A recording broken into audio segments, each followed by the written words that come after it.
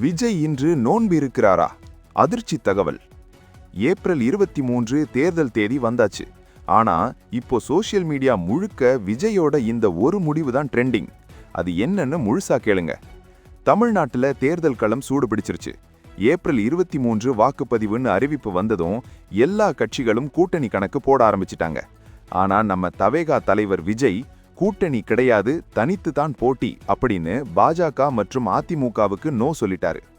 இன்னைக்கு மாமல்லபுரத்துல தவேகா சார்புல பிரம்மாண்டமான இஃப்தார் நோன்பு திறப்பு நிகழ்ச்சி நடக்குது.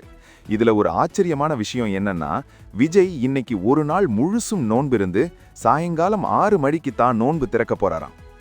மாமல்லபுரம் தனியார் விடுதியில நடக்கிற இந்த நிகழ்ச்சியில சுமார் 1000 பேர் கலந்துக்கிறாங்க. விஜய் காட்டுற இந்த ஒற்றுமை அரசியல் வட்டாரத்துல பெரிய விவாதத்தையே கிளப்பியிருக்கு. தேர்தல் நெருங்குற நேரத்துல விஜயோட இந்த மூவ் பெரிய மாற்றத்தை ஏற்படுத்துமா? விஜய் நோன்பு இருக்கிறது பத்தி நீங்க என்ன நினைக்கிறீங்க? இது தேர்தல்ல அவருக்கு கை கொடுக்குமா? மறக்காம கமெண்ட்ல சொல்லிட்டு லைக் பண்ணி ஷேர் பண்ணுங்க.